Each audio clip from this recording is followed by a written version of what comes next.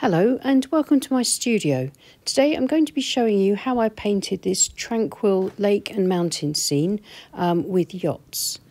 I've used a bit of masking fluid to paint this, and what I did was I looked at lots of inspiration on Pixabay and then made up this composition just based on a few photographs.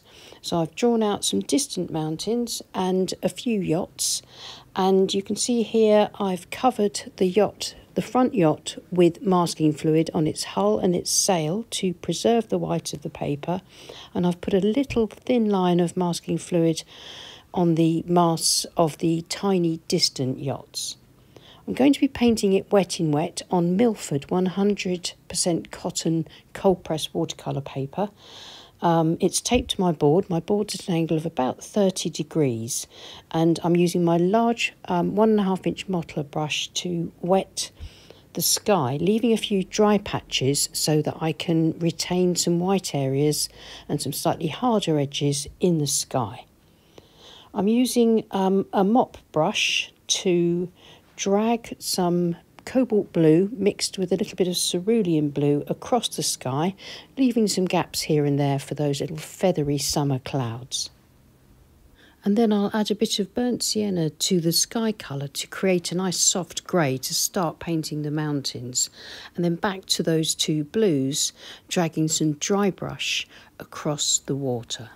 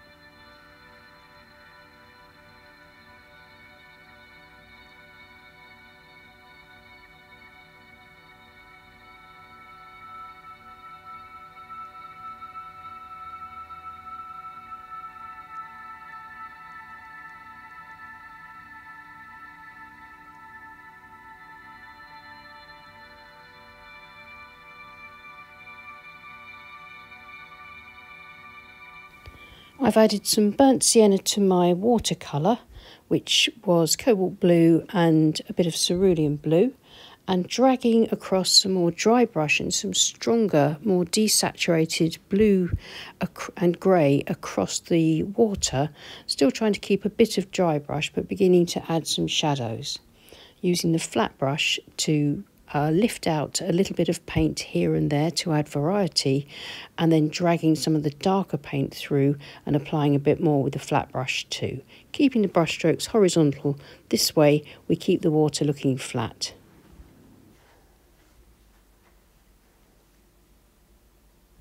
Once my sky and my mountains are dry, I can mix up some more grey from cobalt blue with some burnt sienna in it, a slightly stronger grey, and using the wet on dry technique this time, painting harder edged mountains. This is my size 14 round brush. It's by a Skoda. It's a perla brush, a synthetic one, and it's got a nice point and holds a lot of paint for a synthetic brush of this type. And that's just perfect really for putting in that nice hard edge and then adding a bit of water to the lower edge and softening it back and allowing gravity to help with that kind of graduated wash within the mountain, so they become lighter towards the bottom where they're lost in just a little bit of morning mist.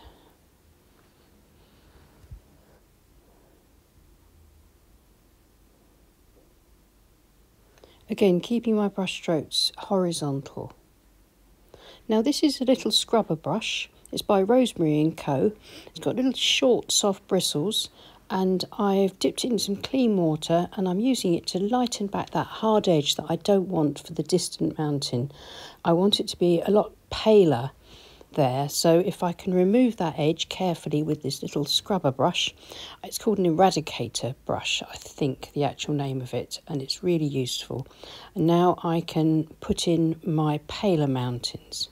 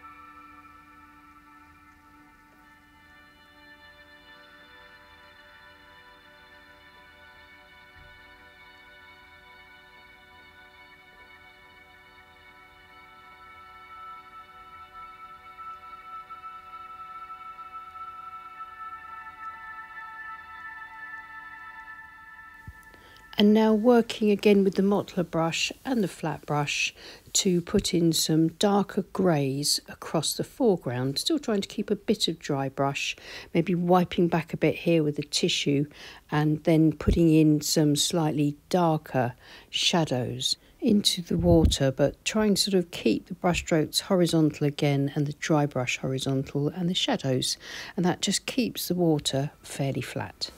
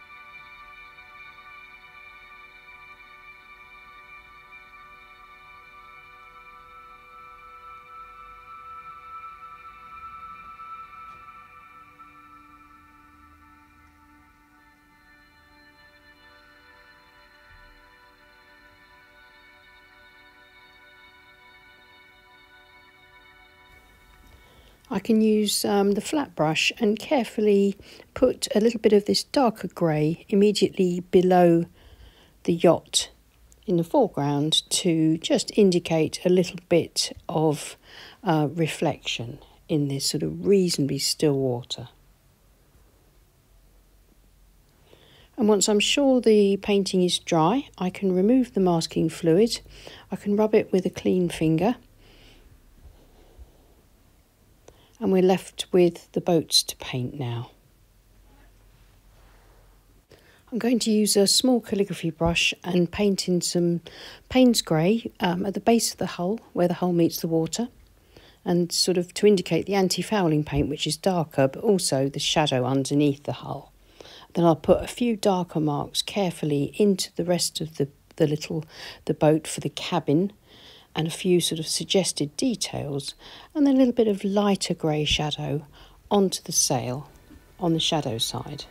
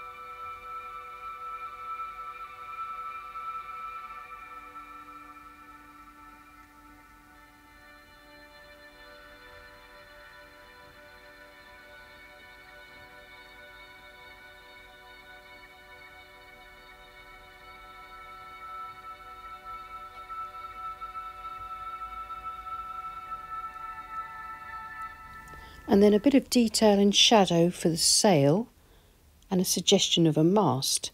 A couple of touches of vermilion for fenders, and maybe a life ring, and a few other little just suggestions of detail on the boat itself. And then I'll put the rigging in with a fine liner rather than using a brush, because this is quite a small painting, so I don't want the rigging to look too clumsy.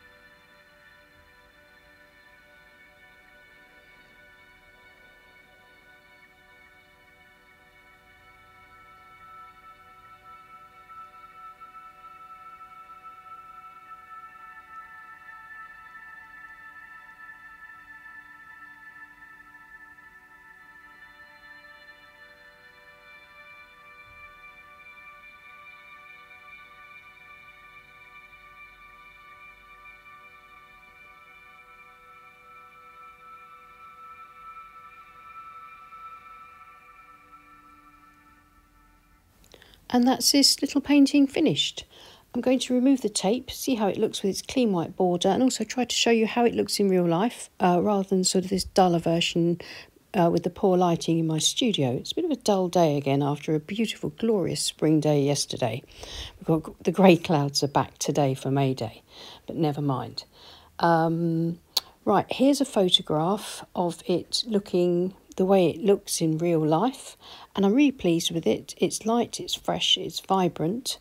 The mountains are just sort of lost in that sort of heat haze in the distance.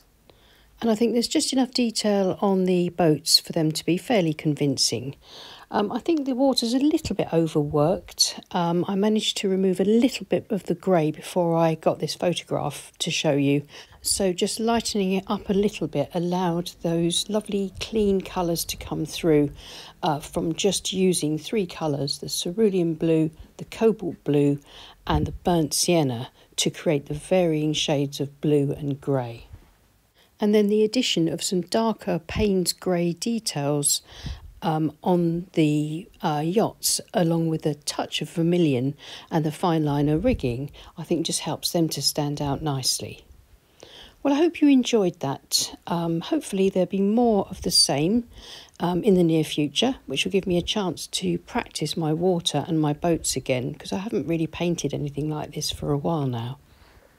If you enjoyed watching the video and found it useful, it'd be wonderful if you could give it a thumbs up and maybe subscribe to our channel if you haven't already. It's free to do and it really helps with our reach. And thank you so much to everyone that supports us on Patreon. We really couldn't run the channel without you, and we appreciate every single one of you. Many thanks again. I'll see you again soon. Take care and happy painting. Bye.